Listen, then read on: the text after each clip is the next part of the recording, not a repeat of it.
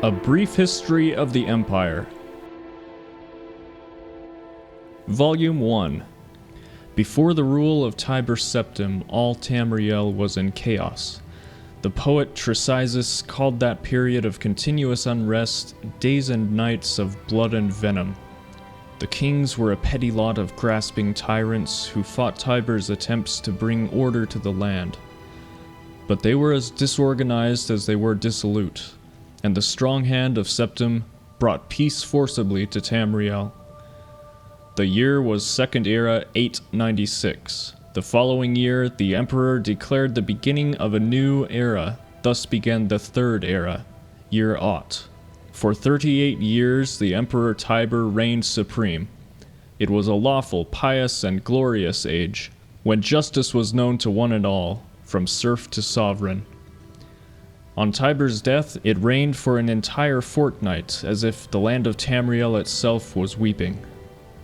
The emperor's grandson, Pelagius, came to the throne.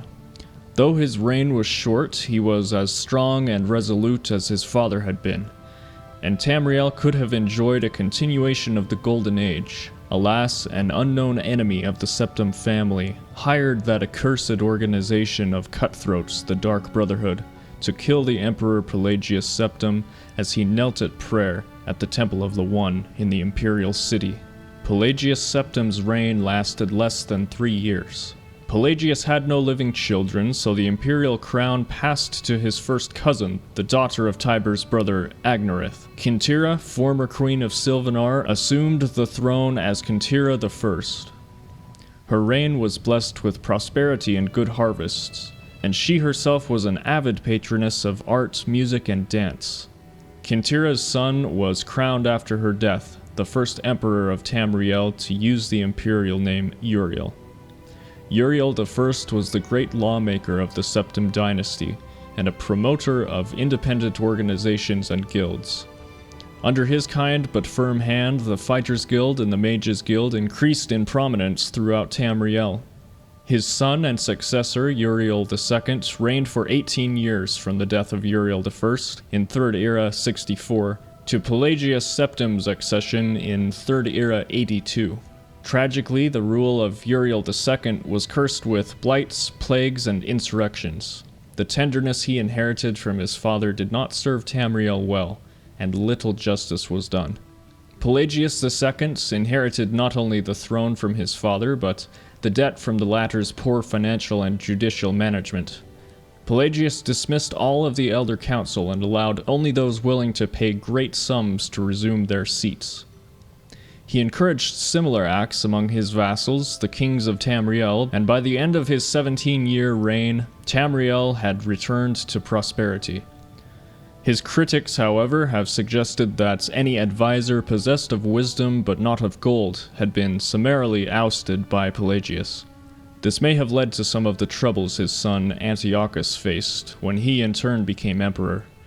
Antiochus was certainly one of the more flamboyant members of the usually austere Septim family. He had numerous mistresses and nearly as many wives, and was renowned for the grandeur of his dress and his high good humor. Unfortunately, his reign was rife with civil war, surpassing even that of his grandfather Uriel II. The War of the Isle in Third Era 110, 12 years after Antiochus assumed the throne, nearly took the province of Somerset Isle away from Tamriel. The united alliance of the kings of Somerset and Antiochus only managed to defeat King Orgum of the island kingdom of Pyandonia due to a freak storm. Legend credits the Sigic order of the Isle of Artaeum with the sorcery behind the tempest. The story of Kintira II, heiress to her father Antiochus' throne, is certainly one of the saddest tales in imperial history. Her first cousin Uriel, son of Queen Potema of Solitude, accused Kintira of being a bastard, alluding to the infamous decadence of the imperial city during her father's reign. When this accusation failed to stop her coronation, Uriel bought the support of several disgruntled kings of High Rock, Skyrim, and Morrowind, and with Queen Potema's assistance, he coordinated 3 attacks on the Septim Empire. The first attack occurred in the Iliac Bay region, which separates High Rock and Hammerfell. Kintira's entourage was massacred and the empress taken captive. For 2 years, Kintira II languished in an imperial prison believed to be somewhere in Glenpoint or Glenmoral, before she was slain in her cell under mysterious circumstances. The second attack was on a series of imperial garrisons along the coastal Morrowind Islands. The empress consort Khotun Arinsk fell defending the forts. The third and final attack was a siege of the imperial city itself, occurring after the Elder Council had split up the army to attack western High Rock and eastern Morrowind. The weakened government had little defense against Uriel's determined aggression and capitulated after only a fortnight of resistance. Uriel took the throne that same evening and proclaimed himself Uriel III, Emperor of Tamriel. The year was 3rd Era 121. Thus began the War of the Red Diamond, described in Volume 2 of this series. Volume 2. Volume 1 of this series described in brief the lives of the first 8 emperors of the Septim dynasty, beginning with the glorious Tiber Septim and ending with his great-great-great-grandniece, Kintira II. Kintira's murder in Glenpoint while in captivity is considered by some to be the end of the pure strain of Septim blood in the imperial family. Certainly it marks the end of something significant. Uriel III not only proclaimed himself Emperor of Tamriel, but also Uriel Septim III, taking the eminent surname as a title. In truth, his surname was Mantiarcho from his father's line. In time, Uriel III was deposed and his crimes reviled, but the tradition of taking the name Septim as a title of the Emperor of Tamriel did not die with him. For 6 years, the War of the Red Diamond, which takes its name from the Septim family's famous badge, tore the empire apart. The combatants were the 3 surviving children of Pelagius Septim II, Potema, Cephorus, and Magnus, and their various offspring. Potema, of course, supported her son Uriel III and had the combined support of all of Skyrim and northern Morrowind. With the efforts of Cephorus and Magnus, however, the province of High Rock turned coat. The provinces of Hammerfell, Somerset Isle, Valenwood, Elsewhere, and Blackmarsh were divided in their loyalty, but most kings supported Cephorus and Magnus. In 3rd Era 127, Uriel III was captured in the Battle of Ikadog in Hammerfell. En route to his trial in the imperial city, a mob overtook his prisoner's carriage and burned him alive within it. His captor and uncle continued on to the imperial city, and by common acclaim was proclaimed Cephorus I, Emperor of Tamriel. Cephorus' reign was marked by nothing but war. By all accounts, he was a kind and intelligent man, but what Tamriel needed was a great warrior, and he, fortunately, was that. It took an additional 10 years of constant warfare for him to defeat his sister Potema, the so-called Wolf Queen of Solitude who died in the siege of her city-state in the year 137. Cephorus survived his sister by only 3 years. He never had time during the war years to marry, so it was his brother, the 4th child of Pelagius Septim II, who assumed the throne. The Emperor Magnus was already elderly when he took up the imperial diadem, and the business of punishing the traitorous kings of the War of the Red Diamond drained much of his remaining strength. Legend accuses Magnus's son and heir, Pelagius Septim III, of patricide, but that seems highly unlikely for no other reason than that Pelagius was king of solitude following the death of Potema and seldom visited the imperial city. Pelagius Septim III, sometimes called Pelagius the Mad, was proclaimed emperor in the 145th year of the 3rd Era. Almost from the start, his eccentricities of behavior were noted at court. He embarrassed dignitaries, offended his vassal kings, and on one occasion marked the end of an imperial grand ball by attempting to hang himself. His long-suffering wife was finally awarded the regency of Tamriel, and Pelagius Septim III was sent to a series of healing institutions and asylums until his death in 3rd Era 153 at the age of 34. The Empress Regent of Tamriel was proclaimed Empress Kataria I upon the death of her husband. Some who do not mark the end of the Septim bloodline with the death of Kintira II consider the ascendancy of this dark elf woman the true mark of its decline. Her defenders, on the other hand, assert that though Kataria was not descended from Tiber, the son she had with Pelagius was, so the imperial chain did continue. Despite racist assertions to the contrary, Kataria's 46-year reign was one of the most celebrated in Tamriel's history. Uncomfortable in the imperial city, Kataria traveled extensively throughout the empire, such as no emperor had since Tiber's day. She repaired much of the damage that previous emperors' broken alliances and bungled diplomacy created. The people of Tamriel came to love their empress far more than the nobility did. Kataria's death in a minor skirmish in Black Marsh is a favorite subject of conspiracy-minded historians. The sage Montelius's discovery, for instance, of a disenfranchised branch of the Septim family and their involvement with the skirmish was a revelation indeed. When Cassander assumed the throne upon the death of his mother, he was already middle-aged. Only half-elven, he aged like a Breton.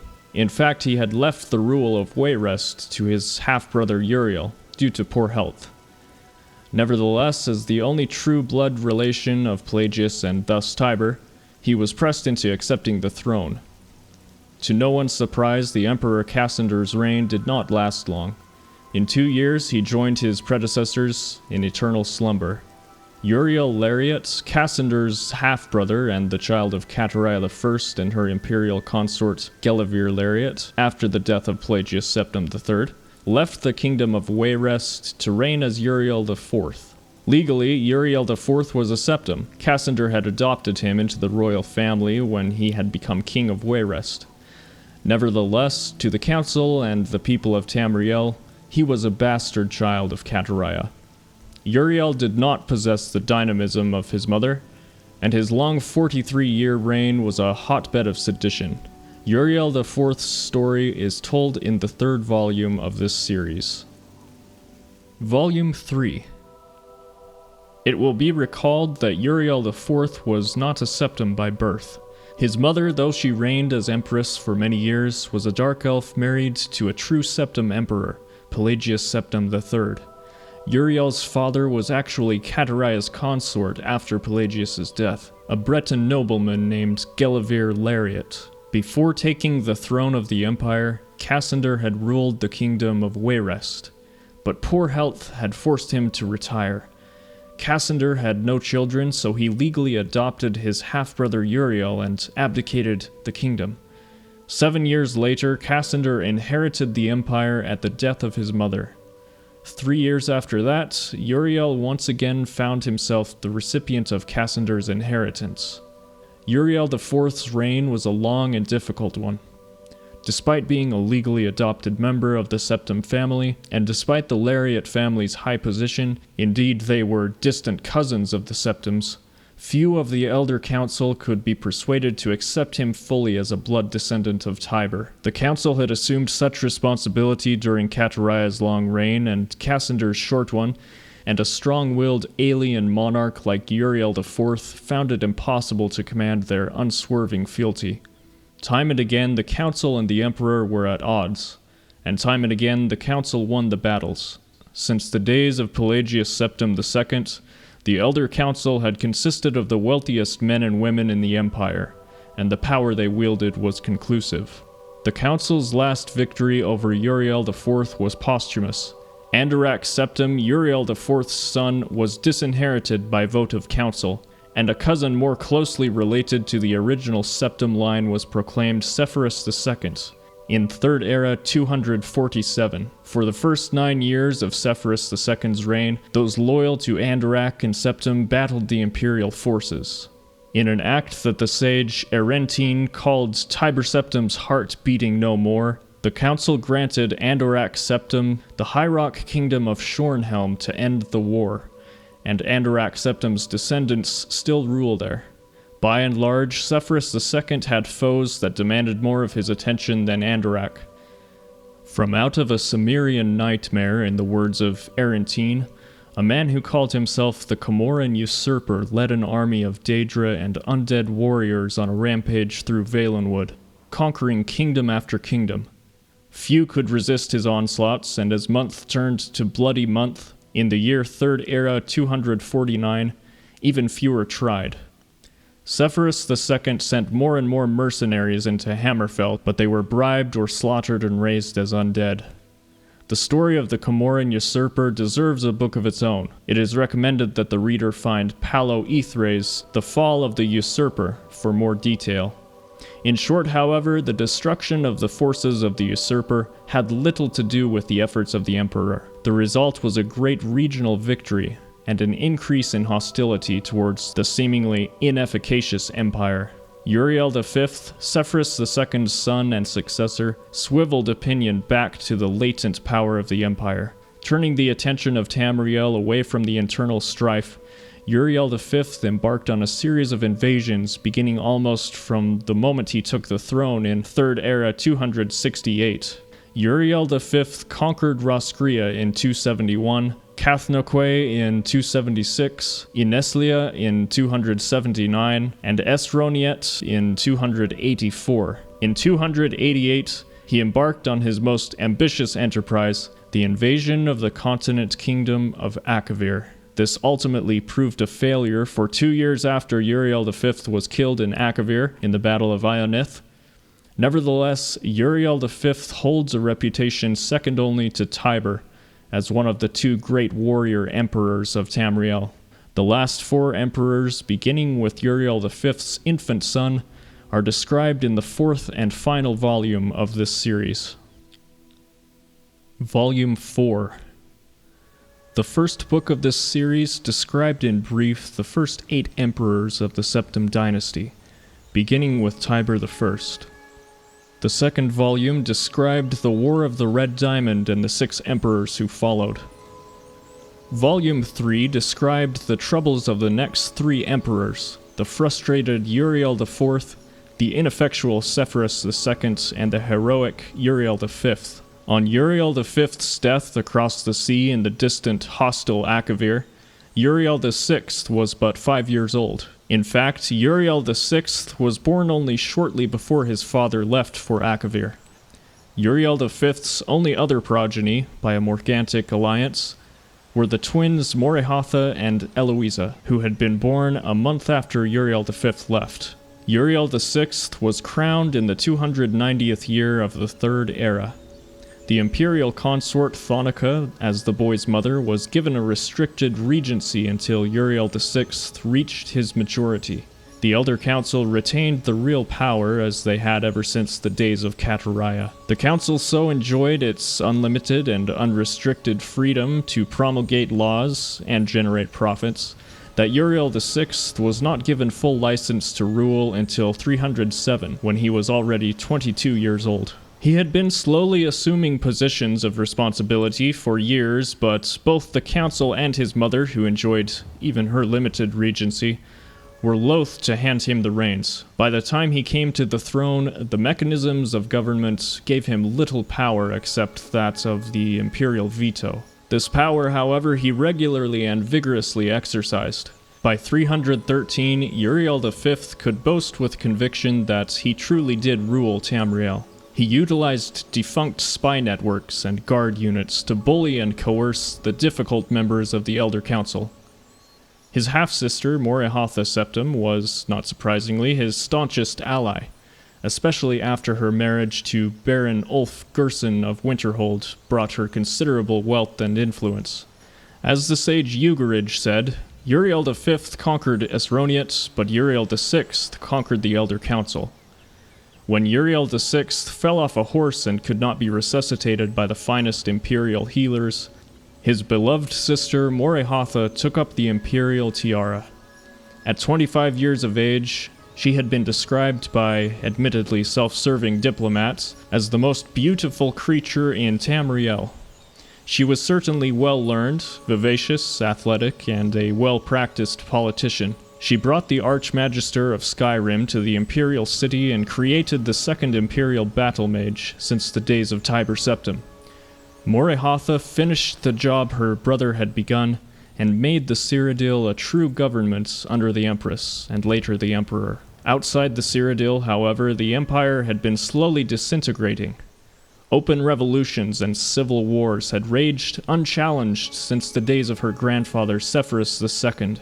Carefully coordinating her counterattacks, Morihatha slowly claimed back her rebellious vassals, always avoiding overextending herself. Though Morihatha's military campaigns were remarkably successful, her deliberate pace often frustrated the council. One councilman, an Argonian who took the Colovian name Thoricles Romus, furious at her refusal to send troops to his troubled Black Marsh, is commonly believed to have hired the assassins who claimed her life in 3rd Era 339. Romus was summarily tried and executed, though he protested his innocence to the last. Morihatha had no surviving children, and Eloisa had died of a fever 4 years before. Eloisa's 25-year-old son Pelagius was thus crowned Pelagius Septim IV. Pelagius Septim IV continued his aunt's work, slowly bringing back under his wing the radical and refractory kingdoms, duchies, and baronies of the empire. He exercised Morihatha's poise and circumspect pace in his endeavors, but alas, he did not attain her success. The kingdoms had been free of constraint for so long that even a benign imperial presence was considered odious. Nevertheless, Pelagius died after a notably stable and prosperous 29-year reign. Tamriel was closer to unity than it had been since the days of Uriel I. Our current emperor, His Awesome and Terrible Majesty Uriel VII, son of Pelagius, has the diligence of his great-aunt Morihatha, the political skill of his great-uncle Uriel VI, and the military prowess of his great-granduncle Uriel V. For 21 years he reigned and brought justice and order to Tamriel. In the year 3rd Era 389, however, his imperial battle mage, Jagar Tharn, betrayed him. Uriel VII was imprisoned in a dimension of Tharn's creation, and Tharn used his sorcery of illusion to assume the emperor's aspect. For the next 10 years, Tharn abused imperial privilege but did not continue Uriel VII's schedule of conquest. It is not yet entirely known what Tharn's goals and personal accomplishments were during the 10 years he masqueraded as his liege lord. In 3rd Era 399, an enigmatic champion defeated the battle mage in the dungeons of the imperial palace and freed Uriel VII from his other dimensional jail. Since his emancipation, Uriel Septim VII has worked diligently to renew the battles that would reunite Tamriel. Tharn's interference broke the momentum, it is true, but the years since then have proven that there is hope of the golden age of Tiber Septim's rule glorifying Tamriel once again.